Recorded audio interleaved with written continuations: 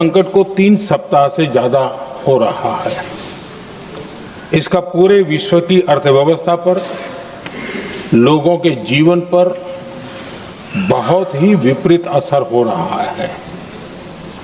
इसलिए पूरी दुनिया इस संकट के जल्द से जल्द समाधान के लिए सभी पक्षों से आग्रह भी कर रही है।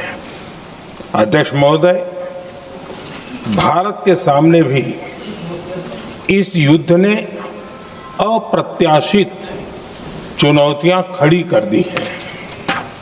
ये चुनौतियां आर्थिक भी हैं, नेशनल सिक्योरिटी से जुड़ी भी हैं और मानवीय भी हैं, संवेदनशील भी हैं, सतर्क भी हैं और हर सहायता के लिए तत्पर भी हैं। माननीय अध्यक्ष जी, भारत में बड़ी मात्रा में कच्चा तेल, गैस और फर्टिलाइजर जैसी अनेक जरूरी चीजें हॉर्मुज स्ट्रेट के रास्ते से आती हैं। युद्ध के बाद से ही हॉर्मुज स्ट्रेट में जहाजों का आना जाना बहुत चुनौतीपूर्ण हो गया है। बावजूद इसके हमारी सरकार का ये प्रयास रहा है कि पेट्रोल, डीजल और गैस की सप्लाई बहुत ज्यादा प्रभावित न हो, देश के सामान्य परिवारों को परेशानी भी कम से कम हो, इस पर हमारा फोकस रहा है। हम सभी जानते हैं, देश अपनी जरूरत की 60% एलपीजी आयात करता है।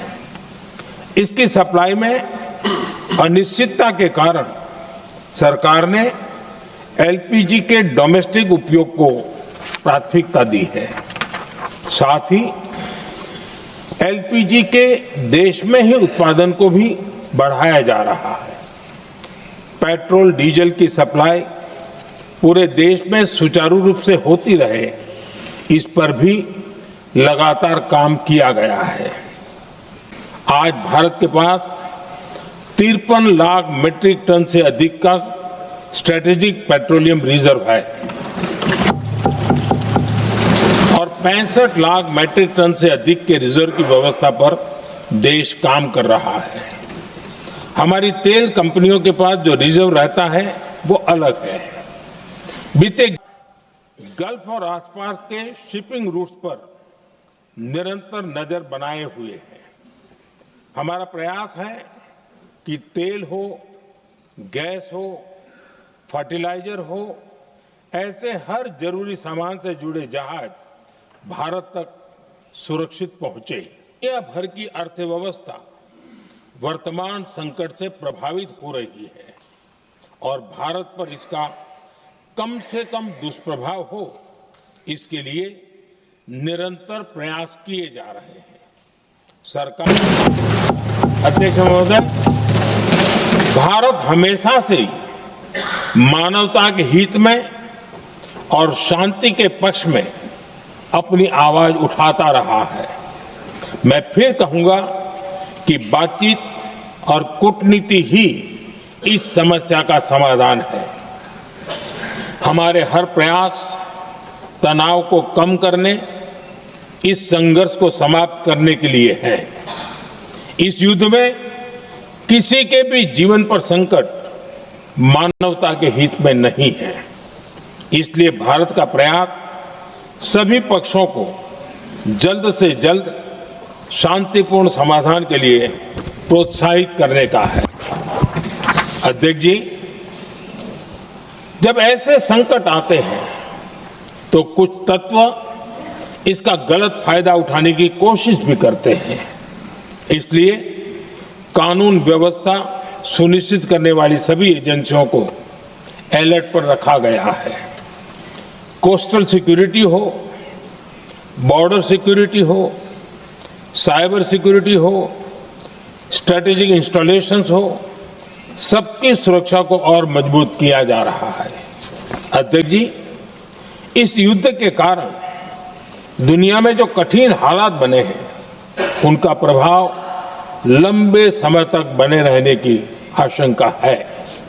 इसलिए हमें तैयार रहना होगा, हमें एकजुट रहना होगा।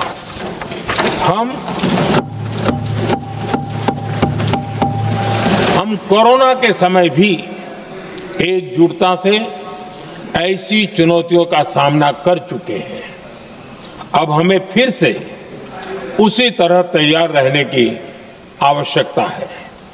धीरज के साथ, संयम के साथ, शांत मन से हमें हर चुनौती का मुकाबला करना है और यही हमारी पहचान है, यही हमारी ताकत है। और हां, हमें बहुत सावधान और सतर्क भी रहना है। हालात का फायदा उठाने वाले झूठ फैलाने का प्रयास करेंगे, ऐसे लोगों की कोशिशों को सफल नहीं होने देना है। मैं देश की सभी राज्य सरकारों से भी इस सदन के माध्यम से आग्रह करूंगा, ऐसे समय में कालाबाजारी करने वाले, जमाखोरी करने वाले एक्टिव हो जाते हैं। इसके लिए कड़ी मॉनिटरिंग जरूरी है। जहां से भी ऐसी शिकायतें आती हैं, वहां त्वरित कार्रवाई होनी चाहिए। देश की हर सरकार और देश का हर नागरिक जब मिलकर चलेंगे तो हम हर चुनौती को चुनौती दे सकते हैं।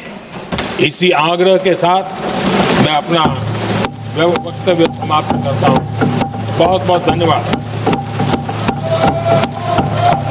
माननीय सदस्यगण,